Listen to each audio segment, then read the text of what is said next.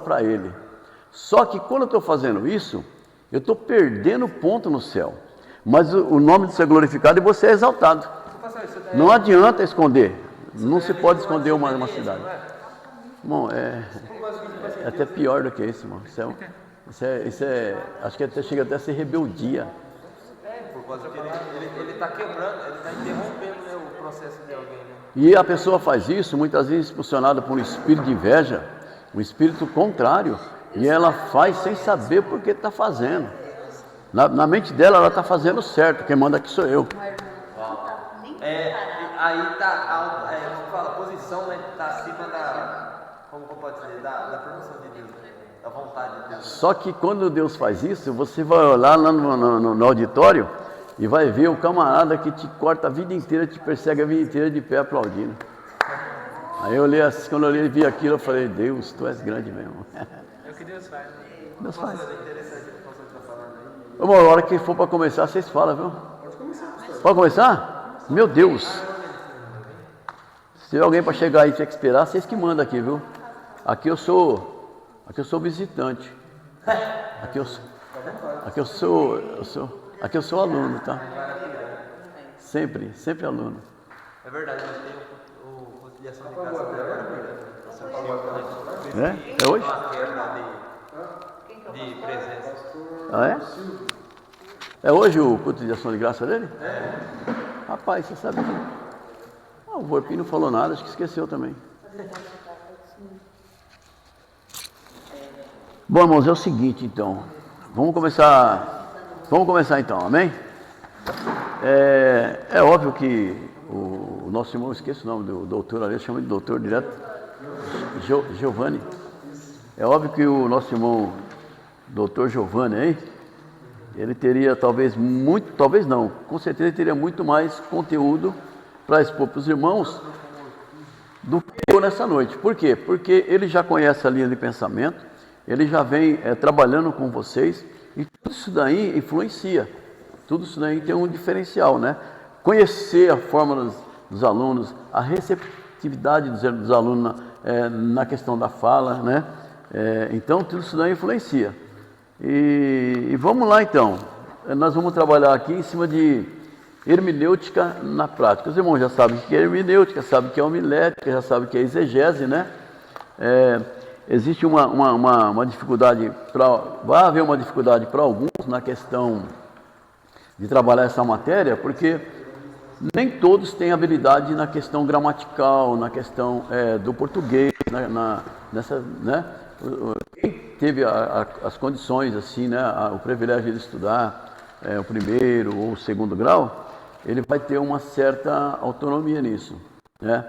E Deus trabalha com a ferramenta certa. Para trabalhar isso daí na frente do trabalho, era necessário ter uma pessoa que tivesse um conhecimento a mais nessa área. No caso do nosso irmão aí. Por quê? Irmão, isso eu não estou jogando pétala, não estou exaltando nem diminuindo ninguém, tá? Deus sabe todas as coisas. Paulo, na sua epístola, na sua carta em Romanos 8, capítulo 28, ele diz, olha, todas as coisas contribuem para o bem daqueles que amam a Deus e são chamados segundo o seu decreto, tá? Aí o Senhor olha e fala, não fosse vós que escolhesse a mim, eu vos escolhi a vós e vos nomeei para que vades e dê fruto. Quem nos coloca em determinadas posições é Deus. Por quê? Porque qualquer aluno de exatas, ele faz um cálculo relâmpago. Mas quando ele entra na área das humanas, ele vai ficar com o pé. Então é isso que eu estou querendo dizer, que uma pessoa que faz direito, ele tem habilidade gramatical na questão verbal, na questão do português. Eu, por exemplo, escolhi direito, porque primeiro que eu já tinha essa vontade, desejo de adolescente. Perguntar para mim o que você vai ser quando... Eu dizia assim na minha inocência, pensando que era muito fácil, né? Numa época com 11, 12, nós somos 11 irmãos, né? Eu vou ser advogado, mas eu não conseguia ser nem estudante de segundo grau, que eu voltei a estudar com 42 anos, né?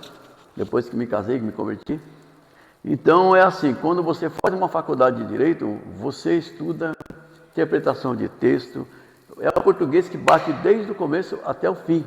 A interpretação é a chave do negócio. Então, para ministrar uma aula, né, Deus separou a pessoa certa, né? E isso é para beneficiar, para abençoar e ajudar vocês. É claro que quando você for ver uma professora, uma pedagoga, um professor de letras, né?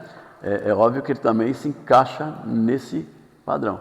Mas o que eu tenho aqui nessa noite aqui que eu estou falando é do nosso irmão, porque Deus separou, foi ele, tá? Se fosse as irmãs, seriam as irmãs, né? E com certeza Deus está preparando aqui um grupo de pessoas para a linha de frente, porque a igreja precisa, a igreja carece, né? Nós precisamos aprender, nós somos criados dentro das assembleias numa versão de costume, né? E às vezes vai muito longe, usos e costumes, né? E a teologia ela vem como suporte para nos dar um suporte sobre isso. A palavra de Deus pregada, por exemplo, se os irmãos parar para analisar, essa revista ela tem uma importância tão grande.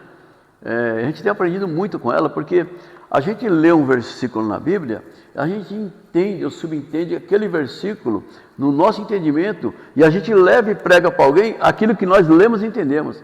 Mas como essa revista agora nós vamos entrar nesse texto, você vai ver que é muito maior do que você possa entender. Por isso a hermenêutica, a homilética, né? E a exegese, né? Para que você monte aquele esqueleto com texto e contexto, né? Aqui, por exemplo, você vai ver umas coisas aqui, nós vamos dar uma corridinha aqui, porque o tempo não para. Oi? Qual que é a diferença?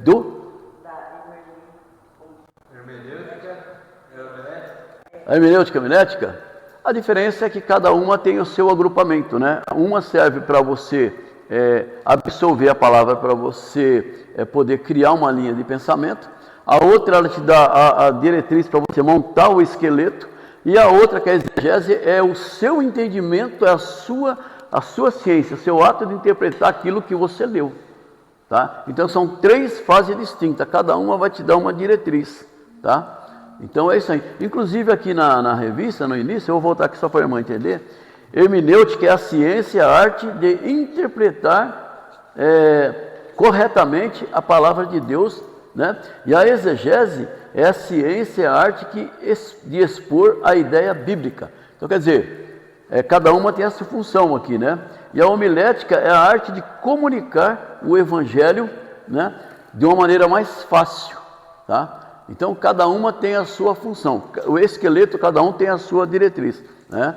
Então, quando você percebe pregadores aí pregando e trazendo coisas que você fala, nossa, de onde ele tirou isso? Pode acreditar que ele estudou hermenêutica, homilética e exegese. Então, a hermenêutica foi interpretada para mim e a homilética foi exposta para mim. Isso. A arte de interpretar. O que é? Hermenêutica, né? A homilética é a arte de comunicar o evangelho, é a sua expressão, é a sua fala, aquilo que você aprendeu. E a exegese, ela já vem assim, é da sua natureza, é aquilo que você absorve, é aquilo que você entende, tá? E com certeza você vai entender. E detalhe, nunca subjugue uma pessoa que ela teve uma interpretação, porque nós não estamos falando aqui de filosofia, tá? A filosofia, ela é aquilo mesmo, ela é uma expressão do poeta, né? Ou do profeta, porque o profeta também tem suas poesias, tanto é que muitos deles não foram inspirados, não estão incluídos no nosso livro chamado Bíblia, né? Que traduzido significa biblioteca. Não estão conectados porque todo profeta, ele também era poeta, a maioria deles era. Então, a poesia, ela não tem inspiração divina, muitas vezes não, tá? A poesia, ela é algo, tanto é que você vê poetas, né? Você vai conhecer, são inúmeros, né? A Surana, como que é aquele que eu falei para você, o nordestino lá, um velhão que morreu faz pouco tempo. Rapaz, eu não conhecia aquele homem. Rapaz, eu não conhecia aquele homem, comecei a conhecer agora recentemente, ela foi minha mulher. Falei, que pérola que o Brasil perdeu, e muitas vezes não apresentaram ele porque é nordestino. Aí minha esposa lembrou, bem lembrado, a maioria dos homens cérebros são do Nordeste. Paulo Freire. Na área da educação a gente estuda Piaget, Vagon, vários outros. Mas a gente não estuda pouquinho dele. No Brasil é mais A irmã entendeu? A exegese é a arte, a ciência de expor. Aí é você que tem que exercitar. Como que você vai falar bem? Como que você acha que você vai falar bem? Você vai ter um diálogo, você vai ser um bom expositor, né, um palestrante. Como que a irmã acha que a irmã vai chegar num ponto desse? A irmã entende que o Espírito Santo vai descer, vai abrir sua mente e você está pronta. A irmã acha assim? A irmã pode dizer que sim. E eu vou concordar, porque para Deus tudo é possível. Só que nós temos que fazer a nossa parte. Retire a pedra. Então, para que a gente tenha uma boa desenvoltura, é isso aqui, ó. Leitura.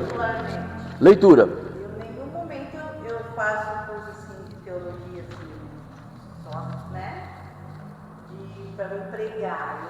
Eu vim para me conhecer. Sim. Porque quando eu me converti numa igreja que, tipo assim, não ensinava muita palavra. Agora a Assembleia, ela ensina. Entendeu? Aí surgiu a oportunidade do curso, eu quis aprender mais, porque até então eu não sabia.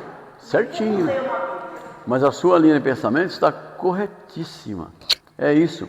Porque, olha, uma coisa é certa, tá? Aprendam isso, eu creio que os professores já devem ter falado para vocês. A Bíblia, ela é inerrante, a Bíblia é verdade, é a palavra de Deus. Tá? O verbo é sinônimo de palavra, o verbo se fez carne e habitou. Tá? Então havia um tempo que era só no papel, mas ele veio e se fez carne e habitou e nos ensinou em vida na prática.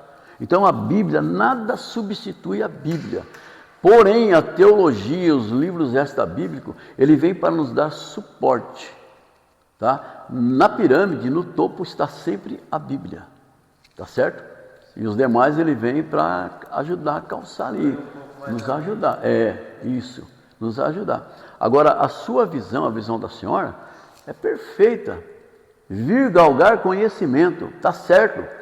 Só que isso não impede a senhora de pregar lá na frente. Eita terra. Vai, Jesus. Porque ninguém, uma coisa que ninguém vai te tomar, jamais alguém vai roubar de nós, é o conhecimento.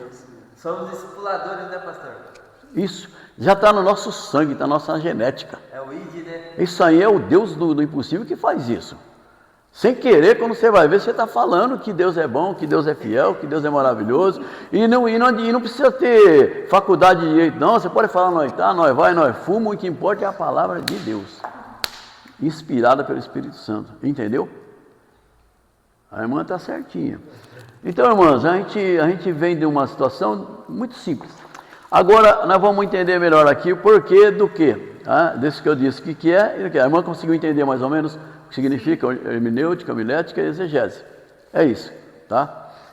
Agora, dentro da palavra, hermenêutica na prática. Agora nós vamos ver isso na prática, tá? A página 30, né, da lição 2, que diz: na lição anterior, vimos as figuras de linguagem, análise histórica, cultural e contextual, e alguns cuidados que devemos ter na hermenêutica. Agora, prosseguiremos com a arte prática, experimentando o desafio de seguir esses princípios na tarefa de fazer o que foi comentado até aqui. O versículo: quando vamos estudar a Bíblia com intenção de pregar ou mesmo meditar, é sempre comum escolhermos um versículo. Isso não significa que só podemos usar um versículo, inclusive na pregação, mas temos que escolher e não há necessidade de ler o livro inteiro. Às vezes lemos um capítulo ou alguns versículos e aí é que devemos ter os devidos cuidados, pois nem sempre um versículo, por ser o primeiro de um capítulo, significa que realmente esteja começando um assunto. Tomemos um como exemplo. Agora nós vamos entrar aqui, ação e reação, tá? Agora nós vamos começar aqui no entendimento mais claro. Agora, pois, já nenhuma condenação há para os que estão em Cristo Jesus. Romanos 8:1. Quem foi que disse isso? Foi o apóstolo Paulo. Depois de Cristo não houve nem haverá, eu acredito, um maior ganhador de alma do que esse homem. Esse homem foi terrível. E nós estamos falando sobre a questão cultural. Esse camarada, Deus preparou ele primeiro na lei de Gamaliel, suposto neto de Hilel, para que ele pudesse encarar diversidades de qualquer tipo. A exemplo disso é estar num tribunal, num sinédrio, discutindo com Félix.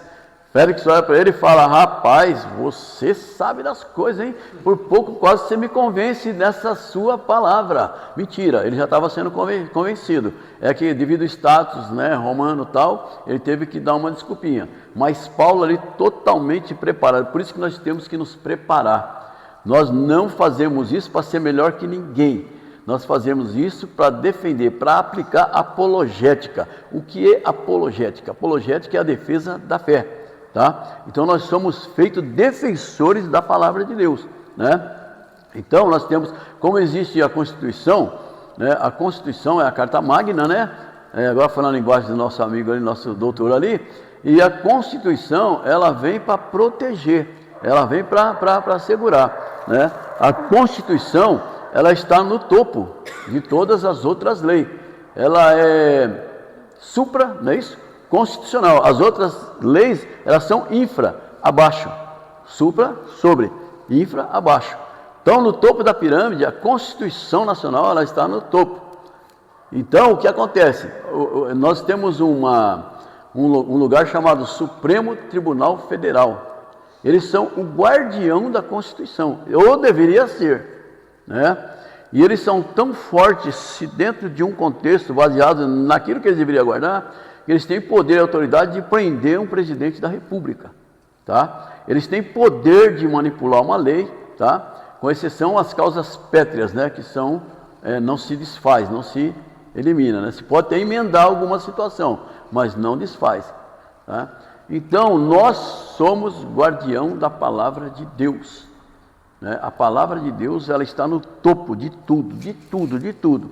E nós estamos aqui para aplicar apologética. Porém, se nós não soubermos alguma, pelo menos o básico, qualquer testemunha da vida vai chegar na minha porta, na sua porta, e pode te arrastar. Por quê? Porque mesmo que eles estudam errado, eles gastam tempo aprendendo, lendo, e todavia, quando ele sair na porta de alguém, não pensa que ele é o detentor de todo conhecimento, não.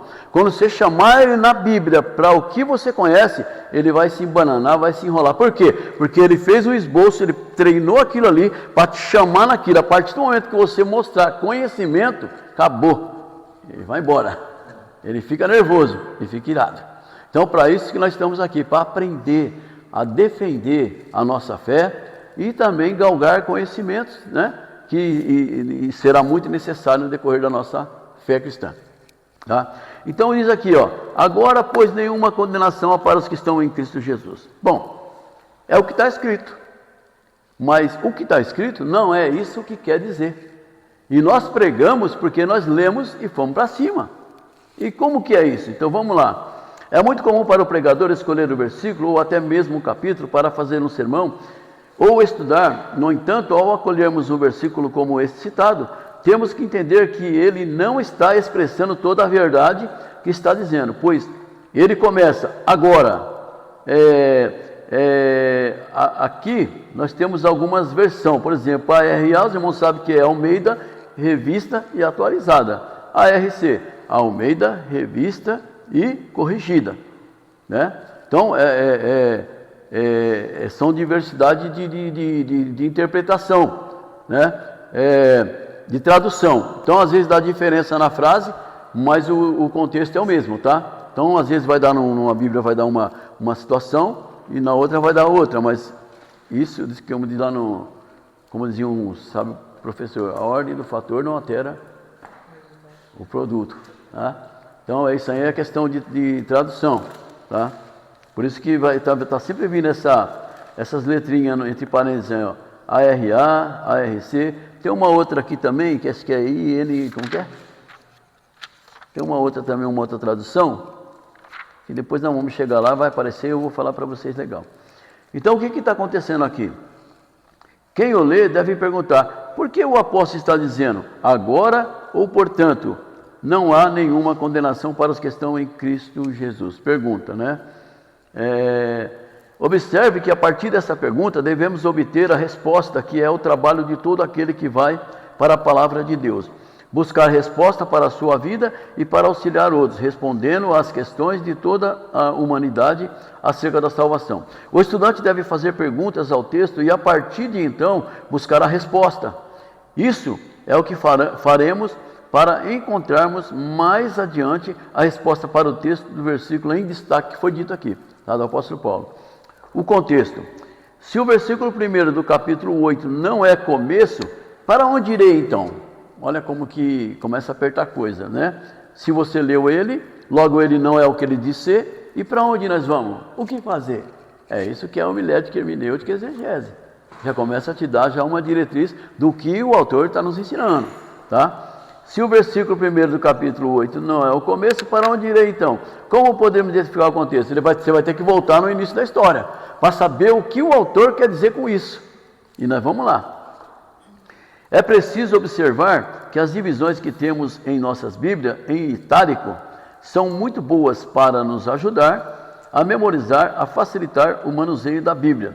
Faça uma análise nas divisões até o capítulo 8 de Romanos, em que menos duas traduções da língua portuguesa, que são as iguais usadas. Uma Almeida Revista e Corrigida, que é a RC, e a outra Almeida Revista e Atualizada, que é a RA. Veja que são muito úteis essas divisões. No entanto, devemos saber que esse itálico é uma interpretação do autor e não uma inspiração divina, né? O que é itálico? Itálico são caligrafias de traços, né? Ligeiramente inclinados à direita, né? É uma forma, né, que indica um sentido especial, tá? Quando eu falo em itálico, está dizendo isso daí. Alguma coisa está em destaque, alguma coisa em sentido especial, tá? Muita semelhança nas interpretações, mas também há muitas diferenças em cada tópico mencionado nas duas Bíblias. Isso porque foram feitas de acordo com a interpretação do autor. Mas para entendermos um versículo no meio de um capítulo, precisamos às vezes voltar a um capítulo antes, porque eu disse, tem que voltar no começo. Que ele tá, qual que é a ideia dele? Você pega como diz o outro, o bonde andando. Você pega o trem andando, nenhuma condenação para que estão aqui. Então, quem está em Cristo Jesus, nenhuma condenação. Ah, é só simples assim? Opa, peraí, não é bem assim. Você tem que saber para quem que ele estava dirigindo essa palavra e o dia que ele estava dirigindo, o que estava acontecendo e qual que era o costume das pessoas que estavam ouvindo essa palavra. Existem detalhes minuciosos para que essa expressão ela seja esclarecida. Mas para entendermos o versículo no meio de um capítulo, precisamos às vezes voltar a um capítulo antes, e até mesmo a todo o livro para termos uma compreensão melhor. Ao retirar o versículo do meio de uma carta, com 16 capítulos, correremos o risco de entender errado o que o autor quis dizer, e o que é pior, passar para outros o erro do que supostamente para nós é correto. Vamos fazer então um resumo dos principais tópicos da carta aos Romanos até chegarmos ao capítulo 8.1, fazendo algumas perguntas necessárias, tais como: quem, quando e para quem foi escrita? Isso que eu estava dizendo. Qual o objetivo de quem escreveu a carta ou livro, se for o caso? Qual o contexto geral do que foi escrito? Aí vem aqui 2.1, de volta ao começo. Vamos então começar de novo. Vamos viajar no contexto bíblico para ver se conseguimos nos situar no sentido geral da carta do apóstolo. Às vezes, o melhor caminho para seguir em frente é voltar, ir para frente, tornar relativo quando se torna um caminho errado. Voltar atrás é ir para frente quando nessa volta pode-se pegar o caminho certo. Olha que coisa interessante, né? Parece até uma contradição, não, mas é um fato, né? Tem hora que você tem que retroagir, tem hora que você tem que avançar, tem hora que você avançou e tem que voltar. É isso que ele está querendo nos chamar a atenção, né? Da palavra que Paulo mencionou aqui, né? Então, nesse termo, precisamos encontrar a resposta para a seguinte questão: quem, quando e para quem foi escrita a carta? Segundo a maioria dos estudiosos, esta carta foi escrita por volta de 55 a 57 depois de Cristo, e o autor é o apóstolo Paulo, mas quem escreveu foi seu companheiro Tércio, tá? Está em Romanos 16 e 22. Porque, na verdade, Paulo mesmo, muitas das vezes, ele não escrevia, né? Sempre tinha um escriba para ele, né? Um amigo próximo, um crente fiel, tal, né? Agora você imagina o camarada num calabouço, num lugar escuro, cheio de chagas para todo quanto é canto, né? Ele não tinha nem como, mas ele conhecia, ele sabia. Então alguém sentava e ia escrevendo, ele ia falando. Ele ia falando as experiências dele, né? Para alguém que tinha um Lucas, por exemplo, um Dr. Lucas que tinha uma boa escrita, né? E escrevendo ali e tal, né? Então, por isso, Tércio, em Romanos 16, 22, você vai ver isso aí que ele escreveu. Pastor, eu acredito que os livros que Paulo escreveu foi raro, ele normalmente ditava, né? Isso. Aquele que ele ensinou a Filemão, ele faz questão de dizer que ele escreveu de próprio punho, né? Isso. Aquela Filemão foi um bilhete, na verdade. Exatamente. Esses casos em que ele tinha disponibilidade para, e talvez... Uma carga pessoal, né? Mas tinha momentos que eu acredito que o camarada estava arrebentado, apanhou pra caramba, né? O corpo tudo cheio de chagas, de tanta chicotada, de tanta tortura. E talvez ele não tinha nem condições de estar escrevendo, né? E aí tinha sempre as pessoas que na sua visita já aproveitavam e não perdia tempo. É uma coisa que hoje muitos crentes estão deixando a desejar. Em que sentido? De ocupar o seu tempo com as coisas de Deus. Às vezes ocupamos nosso tempo questionando, reclamando, murmurando, né? E na verdade nós não podemos perder tempo. Jesus está voltando, nós não sabemos quando vai ser. Os sinais indicam que não vai muito longe, mas nós não temos certeza. Então nós temos que aproveitar o tempo o máximo possível, né? Como Paulo, ele aproveita até o ponto que chega lá em Timóteo, né? Na sua carta, se não me falo memória, 2 Timóteo, capítulo 4, 6, ele chama Timóteo, vem ter comigo depressa. Vem depressa, porque minha cabeça vai rolar. E o tempo é curto. Traz aí os pergaminhos, traz a minha capa, né? Porque, cuidado com fulano aí, que ele não tem ouvido a palavra, ele está resistindo à nossa palavra. Toma cuidado com esse latoeiro aí, com esse funileiro aí, que esse cara é perigoso. Vem depressa, né? Porque minha cabeça, minha vida já está em aspersão, né? E Timóteo era uma pessoa tão assim, dedicada à obra, que Timóteo obedeceu. Timóteo foi ter com ele, né? Então, irmãos, a gente não pode perder tempo, né? O tempo, ele vale ouro, é coisa importantíssima, né? Aqui, o apóstolo quis muitas vezes ter ido visitar os irmãos em Roma para edificação mútua, mas não pôde ir devido ao compromisso de anunciar o evangelho, onde ainda não tinha ido. Romanos 15, 20 e 22. Ele planejava passar por Roma quando fosse à Espanha, mas primeiro vai a Jerusalém. Qual o objetivo de quem escreveu a carta? Essa pergunta é de suma importância para uma boa hermenêutica, pois ao obter a resposta, o estudante conseguirá entender e fará uma boa aplicação para a sua vida e poderá instruir outros. Vejamos pelo menos 2 objetivos do apóstolo ao escrever a carta. Primeiro, corrigir as distorções do ensino a respeito da mensagem do Evangelho e da justificação do homem pela fé. Agora começa aqui o embate. Agora começa a entrar no que Paulo queria fazer, tá? Paulo tinha uma visão futurística. Paulo estava além do tempo dele. É fora do comum, irmãos. Paulo é fora do comum, né? Eu conheço juiz que leva o nome de Paulo porque ele é fã do apóstolo Paulo. Você vê como que é, né? E ele tem o nome de Paulo, né? Dr. Paulo Escaravez, é um dos maiores juízes em São Carlos na área da infância e juventude. Deu palestra quando eu dirigia a congregação de Madureira, na época, né? E ele tive uma honra, alegria de recepcionar ele pelo Conselho de Segurança. E ele veio palestrar sobre questão de menor, coisa do tipo, né? E foi uma benção. E eu conversei muito com ele, um camarada humilde, simples. Ele conhece a vida de Paulo inteirinho, irmão. Por isso que eu falo, crente, para debater com certa situação, irmão, tem que tomar cuidado, tem que procurar conhecer, esperar saber com quem você está conversando, né? Sempre você vai na defensiva, ouve primeiro, que depois, de repente, você pode estar sendo surpreendido. Conversei muito com ele, você via que o camarada conhece. Então aqui nós vamos começar a entrar nessa visão de uma forma a ser explanada, né? Então aqui, depois da saudação, o apóstolo expressa o desejo de visitar, mas não teve como, né?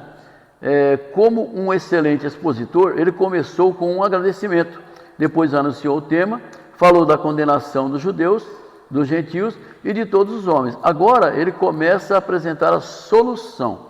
Mas agora se manifestou sem a lei a justiça de Deus, tendo testemunho da lei dos profetas. Romanos 3 e 21. Você vê que está lá atrás. Iniciamos Romanos 8. Agora estamos aqui em Romanos 3 e 21. É interessante observar que todo o início do capítulo está conectado com o anterior. A ele, veja a expressão, mas agora esse mas só será um pouco entendido se voltarmos ao versículo 20, porque coloquei um pouco, interrogação, página 34, porque embora ele diga no verso 20 que nenhuma carne será justificada diante de Deus pelas obras da lei, porque a lei trouxe o conhecimento do pecado, o entendimento só será completo quando voltarmos ao 3:1, onde o apóstolo pergunta, qual é a vantagem dos judeus? Ou qual a utilidade da circuncisão?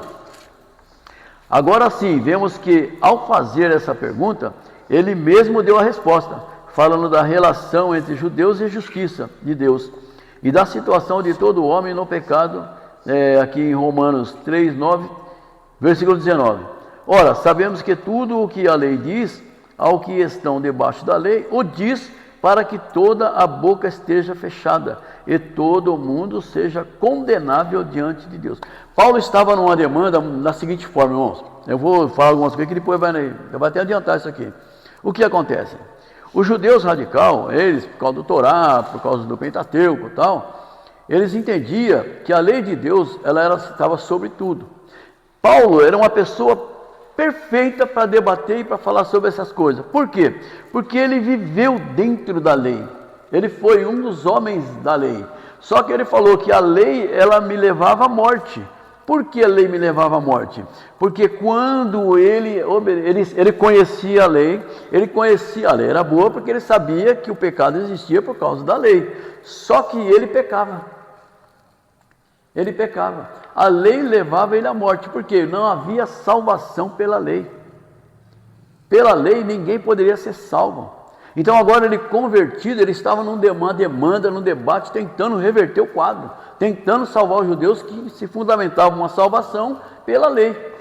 E a lei, ele dizia que a lei mata. Eu estive morto na lei. A lei me mostrava o pecado, mas não me livrava dele.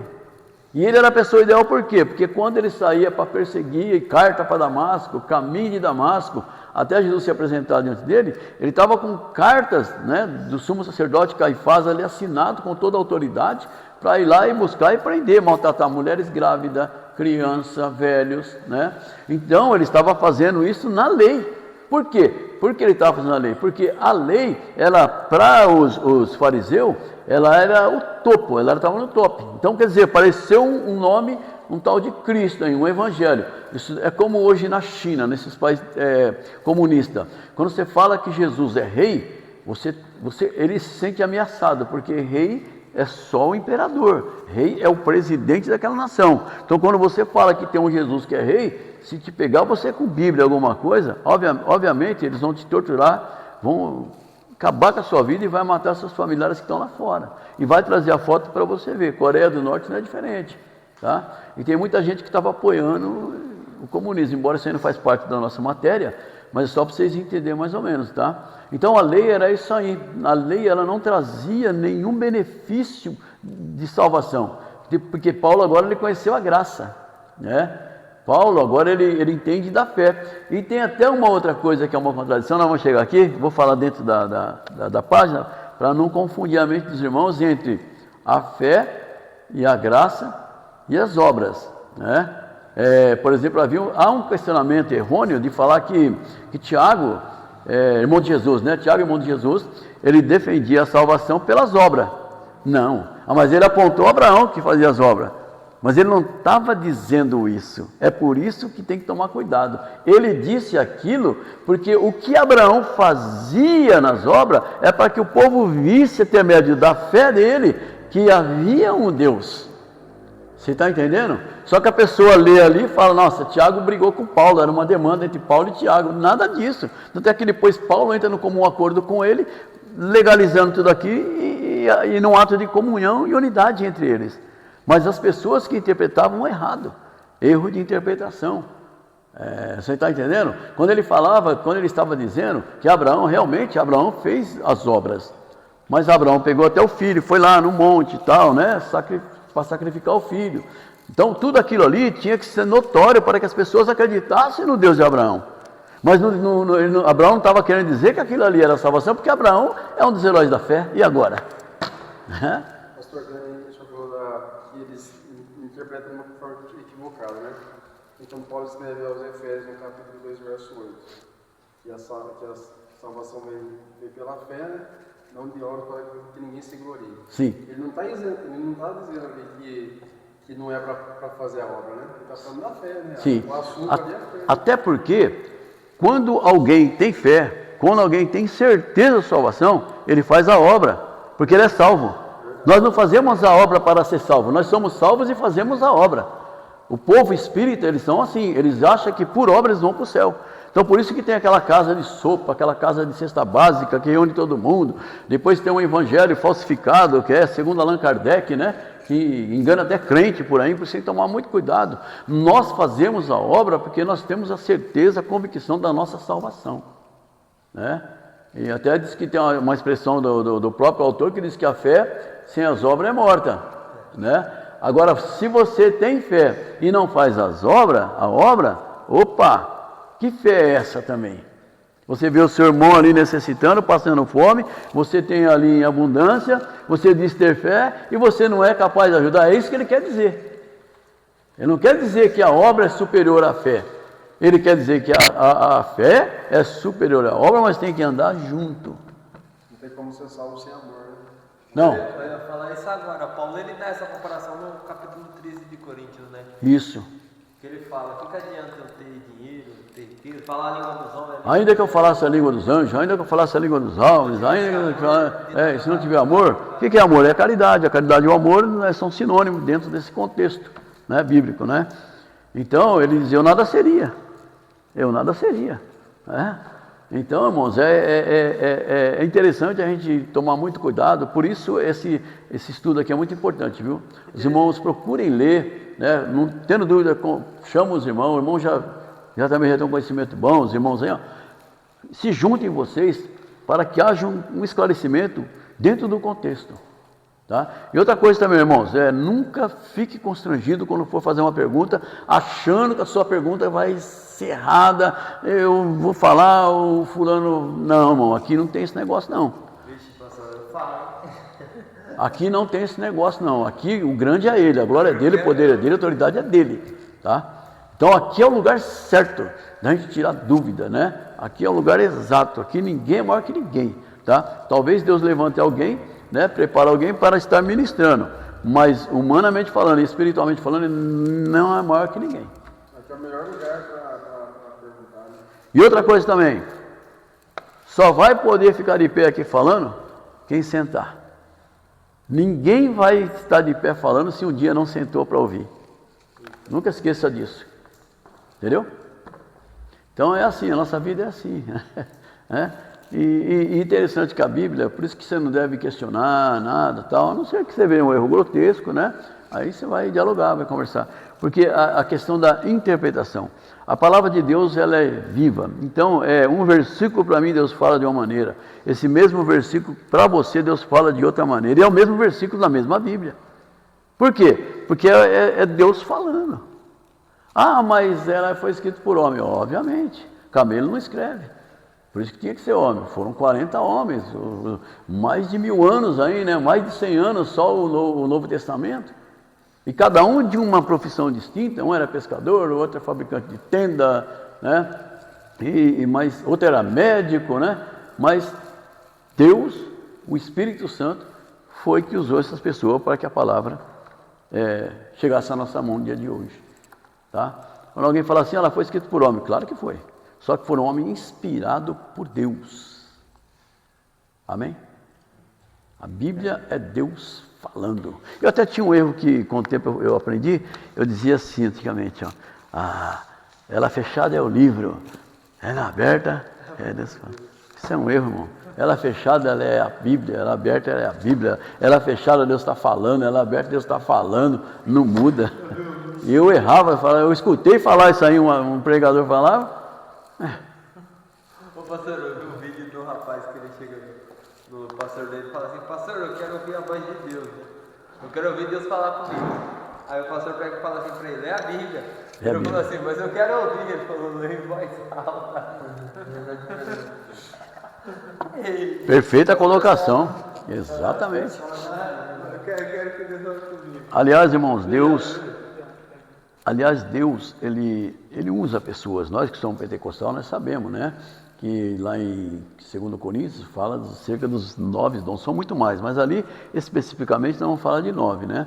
Então tem o dom de profecia, né? O profeta, ele é um intérprete de Deus, né? Ele é uma pessoa enviada por Deus para falar em nome de Deus, né? Então Deus ele ainda usa pessoas, né? Nós pentecostais acreditamos nisso. Ele fala, ele usa quem quer, ele fala como quer, a hora que ele quer, do jeito que ele quer, usa criança, ele usa a pessoa no louvor, basta você estar ligado, né? Como diz lá, como Jesus falou para Nicodemos, né? Que é nascido do Espírito é Espírito, lá em João 3. Então, você tem que estar em Espírito, porque na carne você não consegue ver nada, não consegue saber nada. Mas a maior profecia é essa aqui, ó.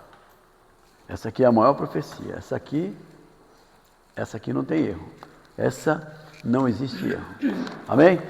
Então é mais ou menos por aí. O que Paulo estava agora numa demanda com os judeus era por isso.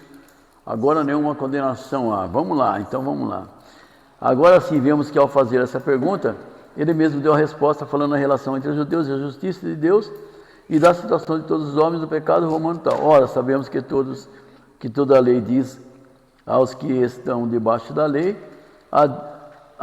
diz que toda a boca esteja fechada e todo mundo seja condenável diante de Deus. No versículo 20, conclui a causa de todos estarem condenados, que começou a ser explicado. Agora, do versículo 21, mostra a solução para o problema da humanidade. Na sequência, o apóstolo dá um exemplo com base na vida de Abraão, aquilo que eu estava falando. Pois a justificação pela fé, sem as obras da lei, 3:26, pode causar uma indignação. Se o homem é justificado pela fé, sem as obras da lei, anula-se a lei por causa da fé? Ele diz enfaticamente, não. Estabelece a lei. Aliás, Jesus ele foi muito claro quando ele diz, eu vim para que se cumprisse a lei. Eu não vim para abolir a lei, né? Ele veio para cumprir a lei. Então, quer dizer, só que a lei, ela não salva ninguém. O debate, na verdade, aqui na vida de Paulo com os judeus é isso.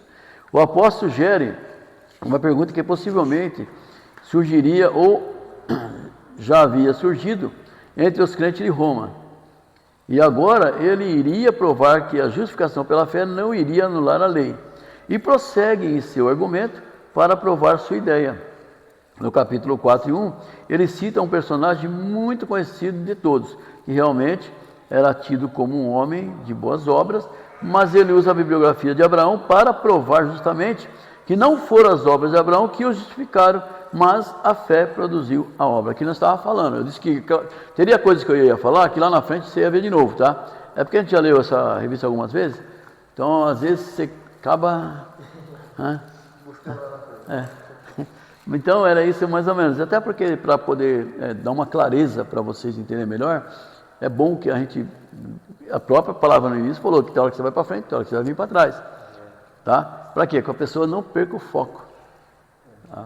Para ter uma melhor elucidação daquilo que você está ministrando, tá? No capítulo 4:1 ele cita o personagem tal que é Abraão, né? Ao terminar a explicação de que a lei não é anulada, mas não pode justificar o homem, pois na lei opera a ira. Conclui mostrando que Abraão creu na promessa de Deus em fazê-lo pai de muitas nações. E esse ato de crer foi-lhe imputado como justiça. Ele diz, mas também nós, a quem será tomado em conta, o que cremos naquele que dos mortos ressuscitou, a Jesus, nosso Senhor, o qual por nossos pecados foi entregue e ressuscitou para a nossa justificação. Quer dizer, o que justifica o homem foi a morte e a ressurreição de Cristo, né? o que transforma, o que salva é o sacrifício. Para ter sacrifício tem que ter sangue. Jesus derramou sangue inocente, né? Não tem sacrifício se não tiver sangue. Desde o Velho Testamento, Deus já vinha mostrando isso aí, num ato simbólico, né? Sacrificando o cordeiro, né? Pega o sangue, passa nos umbrais e tal. Simbolizava já o sangue do cordeiro já simbolizava, indicava para Cristo. O apóstolo terminou de dar um exemplo da justificação pela fé. Agora segue no capítulo 5 falando da situação do homem diante do pecado e a situação da morte de todos os homens. Faz um contraste entre Adão, que pela ofensa trouxe a morte, e Cristo, que pela graça trouxe a vida. Aqui contraste legal, interessante que ele aponta aqui, né? Pelo primeiro homem entrou o pecado e a morte, né? Mas pelo segundo veio a graça e veio a salvação. Mas peraí, nós estamos falando de Deus, estamos falando do homem, e agora? O que acontece? Porque pelo primeiro homem, pelo segundo homem, mas como é isso? Primeiro homem, Adão. Ele está falando que segundo homem agora é Cristo? Por que está falando assim? Mas Jesus não é Deus? Que ele morreu e o terceiro dia ressuscitou. Mas o que está querendo dizer com isso? E agora, irmãos? Agora, sabe, tem uma faísquinha no cérebro, né? Seguinte, a Bíblia, nós estávamos falando dela, foi escrita por homens, 40 homens distintos, e levou mais de 1000 anos para ser escrita. Ela é 100% homem e ela é 100% Deus, concorda? Sim? Amém? Sim. Jesus também. Jesus era 100% homem e 100% Deus. Quando Jesus, lá em capítulo 11 do Evangelho de João, foi ter com Lázaro, quantos dias ele demorou para chegar até Lázaro? 4. Você acha que sendo Deus ali, ele demorava 4 dias? Não. Ali foi a sua ação humana. Jesus chega diante do sepulcro de Lázaro. Quando ele vê Marta, quando ele vê Maria, quando ele vê os judeus chorando, ele já tinha lido o pensamento daqueles que murmuravam, ele não aguentou e ele chorou. Deus chora? Não. Quem chorou? O homem. Mas nunca deixou de ser Deus. Olha que mistério. Porque naquele momento ele fala, Pai, eu sei que sempre o Senhor me ouve, mas por causa dos curiosos que estão aqui, daqueles que duvidam, porque quando eu cheguei aqui eles já começaram a murmurar, não era amigo? Se ele tivesse aqui não teria morrido, né? Então, Pai, é por isso que eu estou falando contigo em tom alto, em alto e bom tom, né? Aí ele pega e diz, tira a pedra. Quando tira a pedra ele fala, Lázaro, vem para fora. E Lázaro veio. Eu não sei, irmão, como é que ele veio, porque diz que a tradição, que era 115 metros de seda, que envolvia uma pessoa depois de todo um preparo de especiaria, né, para manter. Eu não sei se ele veio que nem minhoca, se ele veio que nem uma cobrinha, se ele veio pulando, mas ele veio. E Jesus falou, Lázaro, vem para fora. Por que Jesus falou, Lázaro, vem para fora? Porque se ele falar morto, eu vi todos os mortos. Certo. Esvaziava aquele cemitério, irmão. Mas o negócio dele ali era com Lázaro. É que nem ele sendo homem, ele teve sede e pediu água para Samaritana, né? Mas ele sendo Deus, ele ofereceu água na vida. Exatamente. Olha, ó. Isso é forte, hein? Se beber da água que eu te der. E ele sendo homem, dormiu no barco. Ele sendo Deus, acalmou a tempestade. Eita, vaso. É isso aí. Vocês estão cheios, irmão. Só tem pregador aqui, irmão. O que eu estou fazendo aqui, irmão? Você também, você me coloca numa situação, hein? Mas é gostoso, irmão. As coisas de Deus é uma delícia. Eu não consigo mais estudar direito por causa disso, irmão. Eu estou lá, o dia que você foi lá em casa, ninguém foi lá em casa, eu mostrava, tem uma salinha que virou uma mini biblioteca nossa. E ali tem os livros, está tudo misturado, tem os bíblicos, extra-bíblico, né? Algumas coisas de direito, né? Uns vademecum, umas coisas lá de direito e tal. Às vezes eu sempre penso assim, vou estudar direito. Aí eu olho para a Bíblia, olho para aqueles livros. Quando eu vou ver, irmão, eu estou lendo a Bíblia, eu estou lendo os livros. Essa aí pegando meu pé, você não vai estudar direito? Estou estudando direito. Direito mesmo é ler a Bíblia. Mas tem que estudar. Estuda, irmão. Diz que o primeiro crime que houve na terra foi o furto famélico. Não entendi, desculpa. O primeiro crime que houve na história foi o furto famélico. Furto? Famélico. Ah, eu nem lembro mais desses detalhes, irmão. Que é o furto do fruto lá, da Eva. Ah, tá. Aí você está falando no latim, né? Você está trazendo no latim. O direito ele tem todas essas coisas, erga omnes, ex nunc, ex tunc, indubio pro réu, indubio pro societari. O direito era cheio de latim, né? Ele está falando aí, eu nem me lembrava mais. Aliás, precisa fazer uma revisão geral em tudo aí. Eu me formei em 2010. Formei em 2010. Mas é bem assim, irmãos, ele explica que não, pois que morreu para o pecado, não pode, quem morreu para o pecado não pode viver pecando.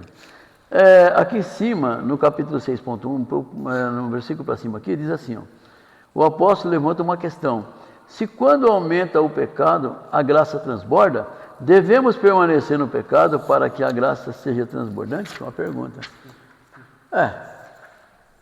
Eu acho que tem muita gente pecando aí porque não entendeu esse detalhe aí, então, né? Aí eu peco depois, dia da ceia, eu peço perdão, está tudo certo, né? Vou repetir aqui, ó. O apóstolo levanta uma questão: se quando aumenta o pecado, a graça transborda, porque onde o pecado abundou, diz a palavra, a graça superabundou. Então ele está dizendo por isso, por causa dessa expressão. O apóstolo levanta essa questão: se quando aumenta o pecado, a graça transborda, devemos permanecer no pecado para que a graça seja transbordante sempre? Não. Né? Porque uma vez salvo, uma vez livre, sempre. A não ser que você queira, né, crucificar Cristo de novo, né? Porque a pessoa fica pecando, peca, perdão, e está crucificando Cristo várias vezes, né? E o apóstolo Paulo falou um versículo, né, que diz assim: não vivo mais eu, mas Cristo vive em mim. Sabe por que ele falou isso aí? Sabe por que Paulo disse essa palavra? Sabe por que ele falou? Por que ele disse essa expressão, Paulo? Porque ele não faz mais as práticas que ele fazia. Também. Mas quando você entrega a sua vida para o Senhor, corpo, alma e espírito, agora você é comandado por Ele. Por isso que ele disse essa palavra. Tá? Ele quer pecar. Até ele fala nessa expressão aqui: que eu não quero fazer, eu faço, que eu não faço. Tá? Mas aí vem o Espírito Santo e, opa, você é meu. Não. Então eu não vivo mais, Cristo vive em mim. Agora as minhas vontades estão fundamentadas na dele. É isso que ele quer dizer. Você entendeu? O cristão genuíno, ele faz, um herói da fé que ficou consagrado na Bíblia porque era um homem realmente, era Noé. Noé viveu num tempo remoto, não chovia. Noé era ali a única personagem ali, que tanto é que ele salvou a família, foram salvos 8 pessoas. Tudo que Deus mandou ele fazer, ele fez. Colocou os filhos para trabalhar, colocou as noras para trabalhar, colocou a mulher para trabalhar, mas ele foi obediente até o fim. Então ele viveu a ordem de Deus naquele tempo que não havia a graça. Você vê como que é? Depois vem Abraão, né? Abraão pega o seu filho, vai, levanta cedo, olha para o monte Moriá. Aí você lembra ali o Salmo 121, elevo meus olhos para o monte, de onde virá o socorro. Ele sabia de onde vinha o socorro, porque ele fala: vocês fiquem aqui, porque eu e o moço iremos, adoraremos e voltaremos para nós. Ele profetizou. E aí? E ele sabia também. Fala, filha. O monte Moriá significa Deus provedor. Então é um mistério aí, né? Muitas vezes a gente acredita que profetizando a vida do irmão vai se cumprir, às vezes a gente não profetiza a nossa vida. E a fé dele era tão convicta que ele sabia que se ele sacrificasse, se ele descesse o machado, o cutelo, sei lá, o facão no menino, Deus era suficiente para retornar a vida daquela criança. Eu tinha certeza. Pastor, todos que pregam é profeta? Todos que pregam a Bíblia se faz profeta. Se são aí é outra questão, mas se faz. Quando a senhora lê, abre aqui, eu começo a falar aqui, ó, eu sou profeta. Eu estou sendo profeta de Deus. Quando a senhora abrir sua Bíblia e começar a ler, a senhora é profeta. Porque essa aqui é a verdadeira profecia, a senhora está lendo uma coisa que não é minha e não é sua, é de Deus. Então logo a senhora está anunciando as coisas do céu. Então nesse momento a senhora é profeta. Tá? Agora, o que acontece, irmã? É assim, ó. Quem foi o último profeta ministerialmente falando? Foi João o Batista. O ministério profético se encerra a partir de João Batista. O que quer dizer ministério profético? É que no Velho Testamento, até o João Batista, Deus não falava com qualquer um. Deus só falava com o rei, com o juiz, com o sacerdote, né? Quem mais? Com o profeta, né? Só falava com essas 4 categorias de pessoa. Então, era exclusivo, então era ministério mesmo. Ele era a pessoa que ia dar conta a Deus e ouvir de Deus e levar. Então ele andava 100, 150 quilômetros a pé, se vira. Vai lá e entrega a mensagem que eu vou destruir aquilo lá. Eu vou dar livramento se o meu povo, tá? Isaías entra no Atos, ali capítulo 36 do livro de Isaías, ele entra lá e fala, não dê ouvido para Senaqueribe não. Não cai na dele não. Porque a batata dele já assou. Continua na maneira que vocês estão, adorando, com as vestes rasgadas, né, enrola em saco, continua aí, porque Deus ouviu o clamor. Essa noite ainda Deus vai entregar os inimigos na mão de vocês. Aí se compra o Salmo 46. Salmo 46 e Senaqueribe, Ezequias e Isaías, tá? Tem uma analogia ali no Salmo 46. Lê com muita atenção o Salmo 46 e lê com muita atenção lá em Crônicas, Reis e Isaías 36, por exemplo. Você vai ver por que o Salmo 46 está se expressando aquilo ali. Entendeu? Então, são coisas que... Bom, Deus é Deus, não tem esse negócio. Agora, o que acontece? A partir dando sequência na sua pergunta, profeta, a partir do momento da morte e ressurreição de Cristo, as coisas começaram a tomar outro rumo. Joel anunciou lá no capítulo 2 do livro do profeta menor Joel, que há de ser que naquele dia tal, ele estava falando sobre o revestimento do Espírito Santo, o fogo do céu que ia revestir o povo. Porque é assim, todo mundo aceita Jesus, que aceita Jesus tem o Espírito de Deus na sua vida, tá? Você tem o Espírito de Deus. Mas o revestimento o revestimento é uma porção a mais. Eu estou de camisa, eu estou vestido, mas aí eu vou pegar um paletó e vou me revestir, tá? Então é isso, você tem o Espírito Santo, aceitou Jesus, mas às vezes você não é batizado no Espírito Santo, você não é revestido, não foi selado com o Espírito Santo, mas você é crente, tem salvação. Atos dos Apóstolos, capítulo 2, verso 20, 22, sei lá, por ali, ou do 2 do 1 em diante, 20 e pouco ela no profeta menor. O que aconteceu? Jesus tinha falado para os discípulos, falou, tinha 500, ficar em Jerusalém até que do alto sejais todos revestidos. Ficar em Jerusalém até que do alto sejais todos revestidos. Tinha 500. Quantos tinha? 500. Quantos foram revestidos? Quase 120. Não, quase não, 120. Quantos voltaram para trás? 380. É assim a igreja hoje. Aí você olha, está cheio. Aí você olha, está vazio. Isso é normal. Mas os que ficaram, inclusive a mãe de Jesus, irmãos de Jesus, Pedro, por exemplo, foram revestidos. O fogo desceu.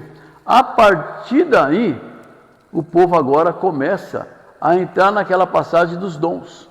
Porque agora foi revestido. Aí vem os dons. Um fala em língua, outro interpreta, outro tem o dom de cura, entendeu? Mas quando foi que isso aconteceu? Quando Jesus morreu, ao terceiro dia ressuscitou. Houve aquele abalo, o céu escureceu e o véu do templo, de alto a baixo, ele se rompeu. O que Deus estava dizendo ali? Acabou o monopólio de vocês. Agora eu falo com quem eu quero. Eu me apresento com quem eu quero.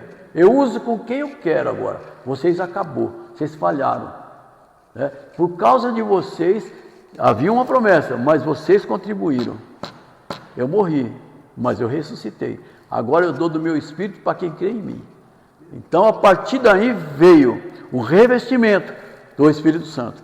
Então, Deus usa a senhora, Deus usa a criança, Deus usa o velho E interessante que Joel havia profetizado isso aí.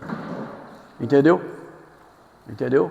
Mas não existe ministério profeta. Tem umas pessoas que vai na casa da irmã Dondoca, eu preciso correr lá hoje, porque aconteceu uma briga em meu marido e Deus vai usar ela para falar. Aí Deus não vai usar ela, fala na carne e o casamento que estava abalado já destrói. Tá? Por quê? Porque ela não é uma pessoa exclusiva de Deus. Deus fala com você. Entra nos seus aposentos, encosta a porta e Deus vai te usar. Antigamente o profeta ele só saía de casa com duas mensagens. Ou era de vida ou era de morte. Tanto é que quando Samuel chega na casa de Jessé, qual foi a pergunta de Jessé? É de paz a sua vinda?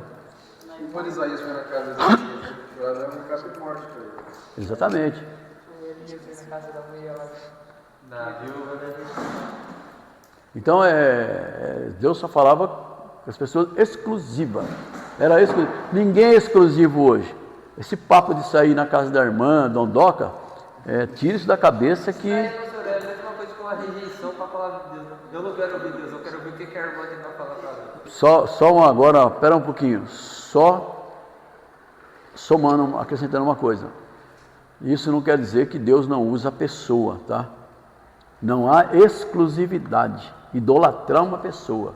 Isso é perigoso. Deus usa a irmã no ciclo de oração, Deus usa o adolescente, Deus, de repente vem a irmã e Deus toma. Deus já falou muitas vezes comigo e aconteceu. A prova disso que eu estou no Belém hoje. Deus usou 3 vasos, 3 instrumentos, e de igreja diferente. E uma por telefone, que é um pastor do Belém, que mora em Santa Rita do Passa Quatro. Tá? Seu tempo acabou, viu umas malas? Acabou, irmão. Então no Belém, esse mês de julho fez 4 anos, nós estamos. Então é assim, Deus usa quem Ele quer, na hora que Ele quer, da maneira que Ele quer. Tá certo? Deu para entender? Deus usa, viu?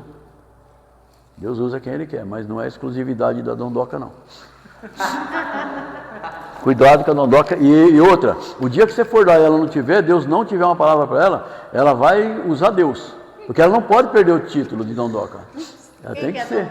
Dondoca é aquela que se titula a profetisa.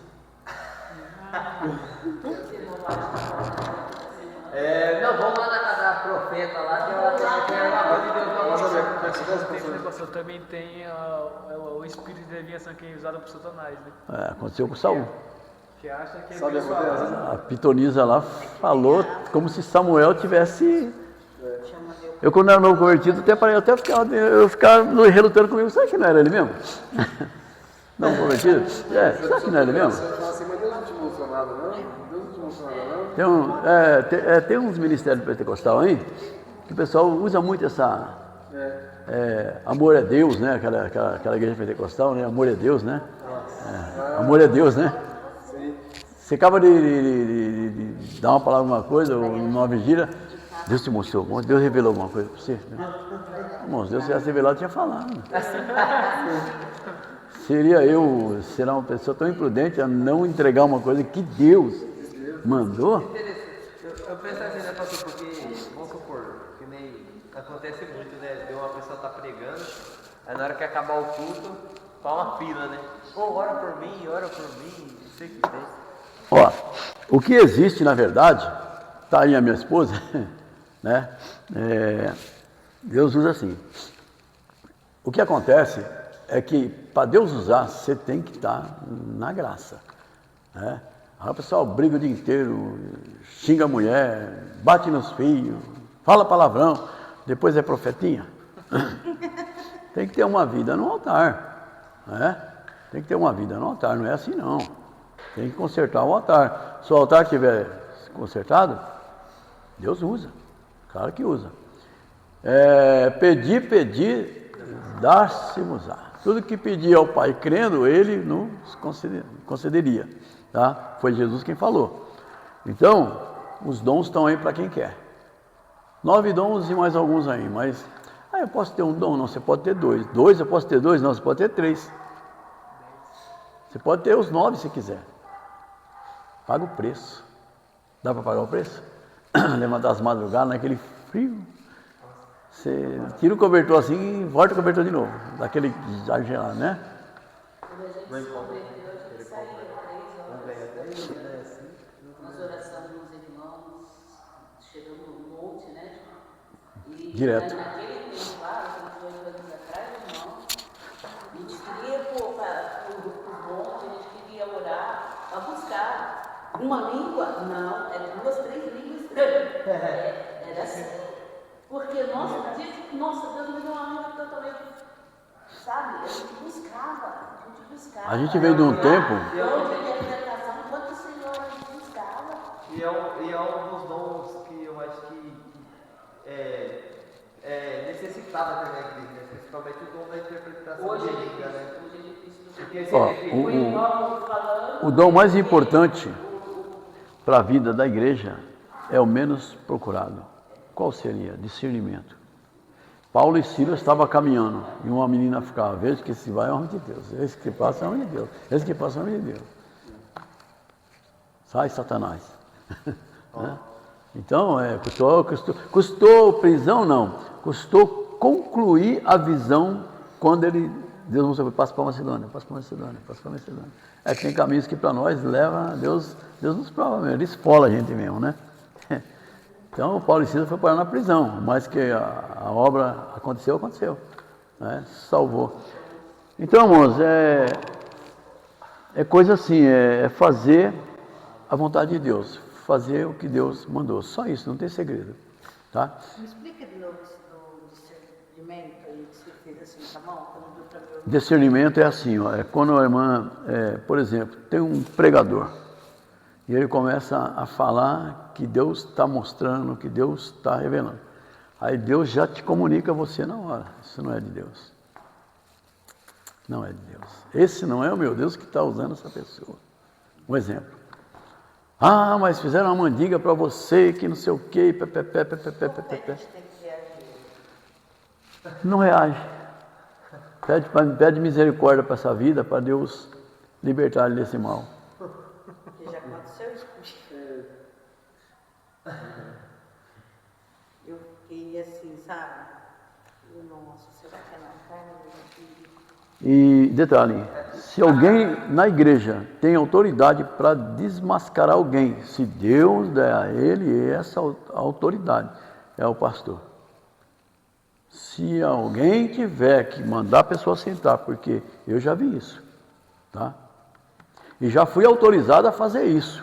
Numa vigília uma vez, estava eu, minha esposa e meus filhos, uma mulher de uma cidade vizinha aí, intitulada Profetiza. Acabou a vigília, umas 3 e pouco, ela começou. Vai num, vai no outro, vai no... Quando ela chegou no meu filho, ela falou assim, meu filho, ó, você é uma bênção, mas quando você crescer, meu filho era adolescente, você vai ser uma bênção muito mais... Peraí. Vamos entender, ele é uma bênção ou ele vai ser uma bênção? Deus erra? Não. Aí ela veio, pôs a mão em mim, eu fiquei olhando para a cara dela assim, ó. Quando olhei para a cara dela, olhou dela, então, tirou a mão de mim, acabou. Cheguei no pastor, falei, pastor, aconteceu uma cena assim. Ele falou, irmão, quando acontecer isso, não tem autoridade de chegar assim, dar um tapa. Irmão, Deus tocou no meu coração, vamos fazer uma oração. Porque orar sem cessar, orar excessivamente. Tiago diz que a oração do justo pode muito ser feita. Então não tem erro, você pode fazer isso com autoridade, tá? Você teve o aval, quando acontecer isso, você faz isso. Falei, então tá. Tinha que ter pessoas na frente do... Mas o erro, sabe o que foi? Na verdade, os diáconos não tinham preparo para dirigir aquela vigília. Porque uma vigília, irmão, é um ato muito forte, é um momento muito espiritual. Uma pessoa não deve nem subir num monte se tiver com a vida desconcertada. O certo é nem subir. Se tiver temor, não faça isso. Porque uma hora Deus pode envergonhar ela. O diabo pode pegar ela ali e passar vergonha. Eu estou falando de crente. Né? A Bíblia diz aí, porque a Bíblia diz lá em Jeremias que os olhos do Senhor é como fogo. Né? Como fogo. Então... Eu subia muito monte, né? E teve caso da pessoa entrar no monte, começou a orar, só desmaiar, só acordar na hora de ir embora. Só ficar desmaiado. Deixa eu falar para vocês, quem já foi no monte já viu acender assim naquele braseiro? Já viu? Eu também já fui, mas... Eu levei para casa uma vez e levei meio que na carne, né? Catei lá, eu vou levar. Chegou lá em casa, só os gravetos. Falei para ela, puxa, mas da outra vez, sabe o que elas fizeram? Ficaram em casa em oração e nós no monte. Quando chegou em casa, o graveto acendeu. Acendeu na mão. Deus, ele não age na vida da gente de qualquer jeito. Por isso que eu falei no princípio, tem que estar com a vida no altar. E eu vim na carne, catei o graveto, opa, vou levar para minha mulher dele. Cheguei lá, só um graveto. Aí na próxima, que era a campanha, né? Toda semana eu subi. Aí elas ficaram em oração em casa. Aí quando chegou em casa, o graveto acendeu na mão, do jeito que estava no monte. É. Foi no monte, eu não tive esse privilégio, né? Uma coisa ela falou, ela falava pra você, foi tremendo. Nossa, ainda mais quando tem pessoas de oração, né? Pessoas que estão na posição, né? Não, sei não. Ó, vamos dar uma esticadinha aqui, porque essa revista é boa. Aqui, ó, a resposta ele diz que ele explica, né? Pois quem morreu para o pecado não pode viver pecando. Por isso não devemos deixar reinar o pecado em nosso corpo mortal. O autor conclui dizendo que o salário do pecado é a morte e o dom gratuito de Deus é a vida eterna em Cristo Jesus. Agora ele prossegue no capítulo 7, onde já estamos no 7, falando sobre como o homem debaixo da lei do pecado poderia tornar-se livre. Então ele faz uma analogia, uma ilustração. Analogia e ilustração é uma coisa. Sobre o casamento e mostra que, assim como a mulher está sob o domínio do marido enquanto ele vive, ele só ficará livre com a morte dele. Da mesma forma, os salvos também devem estar mortos para ficarem livres da lei. A Cristo em novidade de espírito. Na sequência, o apóstolo faz uma pergunta a ele mesmo, que com certeza poderia surgir na mente de outros. Então, ele dá a explicação para uma pergunta que ele mesmo provocou. Que diremos, pois?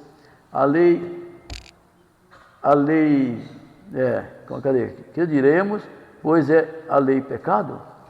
De modo nenhum, mas eu não conhecia o pecado senão pela lei, porque eu não conhecia a concupiscência se a lei dissesse, não cobiçará.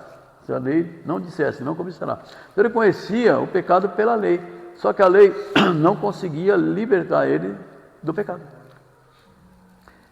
Então, por isso que aquela palavra lá, aí começa a nascer a resposta, nenhuma condenação. Tá? Por isso que eu disse, não é bem assim também, né? Então é o que ele está dizendo aqui, ó. O apóstolo explica que os mandamentos produzem um efeito contrário ao despertamento. Outra coisa aqui atrás, falou do casamento, né? No casamento, quando a mulher era sujeita ao marido e ela é submissa ao marido, deve obediência ao marido. Porém, quando o marido morria, ela estava livre, ela não tinha mais esse jugo, né? Então, o que ele está querendo dizer? Que quando você morre para o mundo, né, você está livre daquele jugo. Você morreu para o mundo, qual é a simbologia mais forte do batismo? É a morte e ressurreição de Cristo, correto? O batismo nas águas significa a morte, o sepultamento e a ressurreição de Cristo, né? A morte, o pecado, sepultou, afundou, né? E a ressurreição quando você volta das águas, tá? Afundou, não. E o nosso é por submersão, tem que emergir, a pessoa tem que afundar mesmo, não é aspersão não, jogar aguinha não. O nosso batismo ele tem que ser para submergir a pessoa, afundar, né? Porque tem a simbologia, também tem a questão da água que lava, né, que purifica, tal. Mas a simbologia mais forte é a morte, o sepultamento e a ressurreição, tá? Então, no caso da pessoa, o marido morreu, ela tinha a liberdade. Quando a pessoa morre para o mundo, ela agora está livre do pecado, ela está livre do mal. Uma simbologia que ele traz para melhorar o nosso entendimento, né? Então, o apóstolo explica os mandamentos, né? Os mandamentos produziam efeito contrário, despertando os desejos opostos à obediência. E mesmo a lei sendo boa em si, o pecado operou nele a morte. Havia uma luta interna no apóstolo entre o querer e o fazer. Internamente ele desejava, mas na sua carne, a natureza, né, lutava contra a lei que era boa e que ele desejava obedecer. Essa lei que atuava nos membros do corpo, tornava o prisioneiro lei do pecado. A conclusão que o apóstolo chega na sua situação em relação à lei é desesperadora. Olha o que ele diz aqui, ó: miserável homem que sou, quem me livrará do corpo desta morte? Miserável homem que sou. Aí ele diz aqui: embora o apóstolo sofresse ao viver suas vontades frustradas, isso, quando queria fazer o bem que sabia ser certo, encontrou um alívio em saber que não estava mais entregue a esses desejos, pois na sequência ele diz que, apesar de tudo isso, já não havia mais nenhuma condenação para os que estão em Cristo Jesus. Aí ele chega lá na parte de Romanos 8:1. Agora que temos uma visão geral do que o apóstolo tratou desde o primeiro capítulo até o capítulo 7, de 1 a 25, entramos no capítulo 8, que fala: não havendo nenhuma condenação para os que estão em Cristo. Esse versículo ganha mais sentido quando descobrimos que desde o início da carta o apóstolo trata de um tema: justificação pela fé. O subtema que ele desenvolveu são: todos os homens necessitam do Evangelho. Cristo é a justiça divina, justificação e seus efeitos. 4. Explicação sobre possíveis maus entendidos sobre a justificação. Única forma de libertar-se da lei. A luta do homem na lei contra o pecado. Ponto 3. Análise dos Romanos 7. A introdução. Em Romanos 7, o apóstolo está preocupado com a situação do salvo em relação ao pecado. No entanto, ele insere em os seus argumentos a necessidade do crente ser liberto do pecado, falando sobre a responsabilidade da lei que causa toda espécie de conflito entre o que o homem deseja e o que ele realmente faz. Mesmo reconhecendo que a lei é santa, justa e boa, como o salmista havia chamado de perfeita, Salmo 19, verso 7, ele contesta o contexto religioso com base na guarda da lei, mostrando que mesmo com todo o esforço e uma vida piedosa, era impossível que um código de ordenanças, que é 613 código, que tinha um mandamento de acordo com Maimonides, com as interpretações e acréscimo, pudesse justificar o homem diante de Deus. Aí está falando quem foi esse Maimon aqui, ó, ele está embaixo, está aqui, ó, Maimonides ou simplesmente Rambam, como é conhecido até hoje, Moshe ben Maimon. Foi talvez o mais importante filósofo judeu de sua época. Nasceu em 1138 na cidade de Córdoba, Espanha. Então, sob o domínio muçulmano, enumerou 613 mandamentos da lei judaica. Tá? É esse que ele está citando aqui dentro desses códigos. É mais ou menos sobre o... Se você parar para analisar, houve um tempo, até a Simone estava estudando esses dias, sobre o código de Hammurabi, a lei de Hammurabi. É popularmente conhecido como olho por olho e dente por dente. Essa lei ela não dava certo, não trazia fruto, porque era uma lei totalmente desproporcional. Vamos supor, uma pessoa chegasse na casa de outra pessoa e matasse uma pessoa da outra família. Aquela família tinha o direito de ir lá e rebater. Mas como que você vai fazer isso, por exemplo, numa família que todo mundo luta arte marcial, o mais leve pesa 90 quilos? Aí vinha aquela situação dentro da suposta religiosidade. Esse camarada, ele cometeu um assassinato. Não cometi. Não cometeu. Então vamos fazer o seguinte: nós vamos levar você num lago e vamos amarrar a pedra em você. Se você for inocente, a pedra vai flutuar. Tá? Se você tiver culpa, não deu certo, irmão, essa lei. Esse código não deu certo. Então, irmão, tem coisa que a lei, ela complica, Se fosse uma chave, talvez controlaria. A tônica do argumento defendido por Paulo é liberdade do pecado, liberdade da lei, que são duas coisas interrelacionadas na sua experiência. No capítulo 6, ele ilustra a liberdade do pecado, nos termos da relação entre o escravo e o seu senhor. Ele ilustra a liberdade da lei nos termos da relação entre uma esposa e seu esposo. A morte é um termo comum usado como instrumento de liberdade para o cônjuge que contrair o novo matrimônio, semelhantemente à morte do crente. Então, esse novo matrimônio, ele pode simbolizar como a noiva e o noivo, né? Então, agora, se era um pecador, pela graça, né? Pela fé, pela graça, você aceitou Cristo. Então, você morreu para o mundo. Agora, você tem direito ao noivo. A igreja tem um noivo, né? Ela é a noiva, que é Cristo Jesus. É o que Paulo está querendo aqui ilustrar para nós aqui, tá? Então, morrer para o mundo, estar livre do pecado, e a noiva, no caso, é Cristo aqui, tá?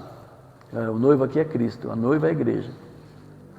Análise do versículo. Fala a vocês como pessoas que conhecem a lei. O apóstolo tem o pressuposto básico de que estava se dirigindo a pessoas que tinham conhecimento da lei, tanto judaica como romana. Ou seja, ele não estava falando com o leigo, não. Aqui o negócio, aqui o embate que era forte, né?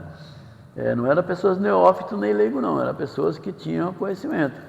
Por isso que dava debate, porque quem não conhece não debate, né? Então, se havia um debate entre Paulo e o oponente, é sinal que ele estava debatendo com gente grande, né? A mulher está ligada por lei ao marido, enquanto ele vive. Isso, se for aplicado tanto à lei judaica quanto à lei romana. Se o marido viver, será considerado adúltero, no caso, se relacionar com outro, né? O caso com outro. O verbo grego intransitivo pode ser traduzido como ser, publicamente considerado como, também usado em Atos 11, 26, conforme Marcos 10, 12 e tarará. Assim também, meus irmãos, vós morreste para a lei por meio do corpo de Cristo, pela fé na morte de Cristo.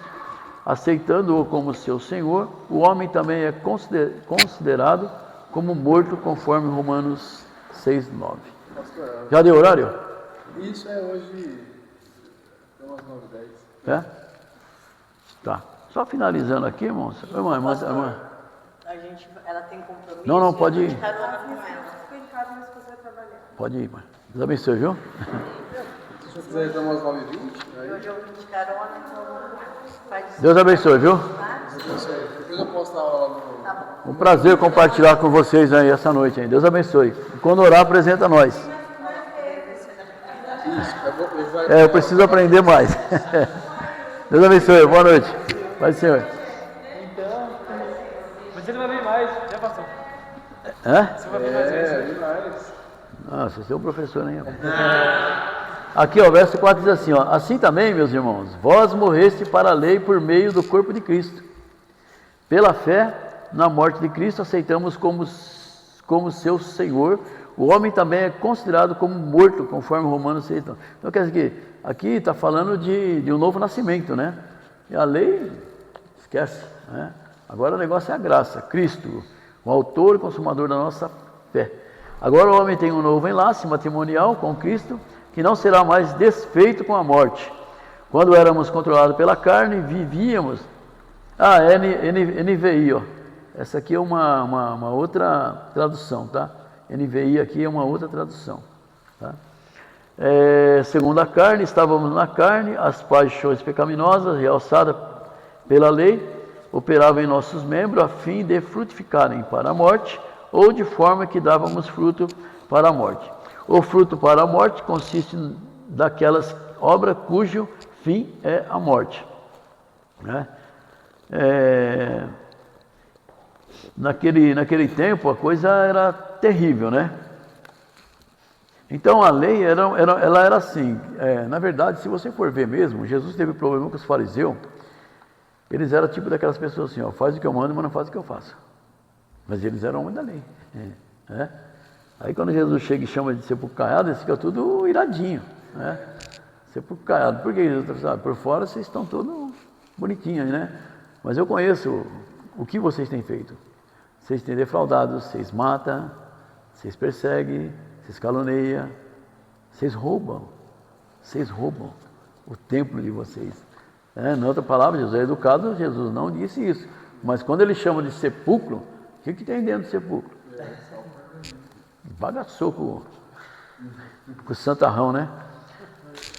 Então é assim. Mas agora estamos livres da lei, pois morremos para aquilo que estávamos retidos, tal. Está repetindo, em virtude da morte de Cristo e da morte para o pecado, é que fomos libertos da nossa antiga responsabilidade sobre a lei.